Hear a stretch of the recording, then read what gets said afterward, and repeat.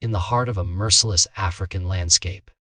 Naked and Afraid Apocalypse's 7th episode delivers one of the most intense survival scenarios, yet as dwindling resources force multiple survivor groups to converge in a desperate bid to survive. The episode opens with Steven, Alexa, and Frank in a peculiar and eerie situation, taking shelter inside a metal cage they've dubbed the Rage Cage, near a water source. This unusual shelter choice becomes immediately apparent when we see the threatening wildlife surrounding them, with hyenas and lions prowling just outside their makeshift fortress. Their predicament sets the tone for an episode that showcases just how dangerous this post-apocalyptic African terrain has become. Meanwhile, another group consisting of Waz and Teal has joined forces with Joe, who had been surviving alone for an incredible 17 days. The trio faces the brutal reality of resource depletion in their camp, where Joe has scavenged every possible calorie.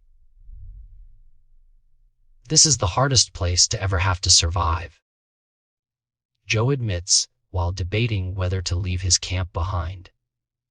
The group's attempt to find honey in a tree proves unsuccessful, revealing just how desperate their situation has become.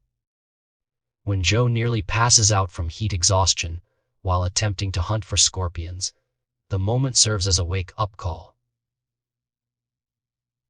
Medics check his vitals and diagnose him with heat exhaustion, a sobering reminder of how quickly the African heat can turn deadly. This health scare finally convinces Joe that staying put is no longer an option. He needs his fellow survivors to make it through. The third group we encounter consists of Wes and Stevie, who have created a functional shelter they call Cell Block B. However, their location has become unsustainable due to food scarcity and the presence of multiple crocodiles in their water source. After capturing a single fish and realizing it's not enough to survive on, they make the difficult decision to abandon their carefully built shelter and search for more abundant resources. Resources are drying up quick, Wes observes, capturing the central challenge facing all survivors in this harsh environment. Their journey will take them through snake-infested grass and leopard territory, highlighting the constant danger these survivors face even when on the move. Back at the Rage Cage, Steven, Alexa, and Frank realize that their current shelter arrangement is too crowded. They decide to expand by creating a boma, a traditional African enclosure made of thorny branches, around the perimeter of the cage to give themselves more room. Their shelter situation represents an ironic twist. While most zoos feature animals in cages surrounded by humans, here the humans are caged while deadly predators roam freely outside. We are literally the zoo attraction in the bush right now, one survivor notes with dark humor. The nighttime brings a symphony of hyena calls and lion growls, reinforcing just how vulnerable they would be without their protective cage. The episode takes a dramatic turn when Waz, Teal, and Joe embark on their journey to find a better location. Joe's decision to bring along his wheelchair as a cargo carrier proves challenging as they navigate the rough terrain. The group struggles with the wheelchair constantly getting stuck or breaking down, adding to their exhaustion as they trek through thorny brush under the scorching sun. Despite these obstacles, cloud cover provides some relief from the heat as they push forward, hoping to find water and resources before their energy completely depletes. In one of the episode's most tense sequences, Joe discovers a water hole that seems promising for hunting, only to realize it's inhabited by 3 hippos, animals that kill more people than lions in Africa. Despite the danger, he sets up a blind nearby, hoping to catch animals that come to drink. His persistence demonstrates the survivor's willingness to take calculated risks when faced with starvation. Unfortunately, his hunting attempt proves unsuccessful when he narrowly misses a guinea fowl, forcing him to return to camp empty-handed. Meanwhile, Wes and Stee continue their grueling journey through increasingly dangerous terrain. They discover animal bones scattered across their path and must navigate around rocky outcroppings that could harbor leopards. Their trek leads them to an abandoned hunting lodge processing station, a creepy reminder of human presence now reclaimed by nature. The abandoned buildings create an eerie atmosphere, complete with bats flying out unexpectedly as they explore. Despite the unsettling surroundings, they press on, driven by their need for water and better resources. The episode reaches its climactic moment when all three groups converge at the rage cage. First, Waz, Teal, and Joe arrive at the cage location, creating a joyful reunion as the groups come together. Then, just as they're settling in, Wes and Stee appear over the hill, completing the gathering of survivors.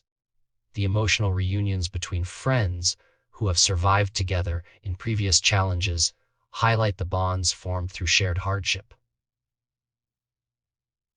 "What's up, buddy? How you doing?" They greet each other, their excitement palpable despite their exhausted state. This reunion creates a new dynamic as 8 survivors now share the limited space and resources of the Rage Cage camp. Teal provides a much-needed win for the group when she successfully hunts a catfish with her bow and arrow, showcasing impressive skill and timing. "That's what I'm talking about," she celebrates as the others cheer her success. However, the reality quickly sets in that one fish is hardly enough to sustain 8 hungry survivors.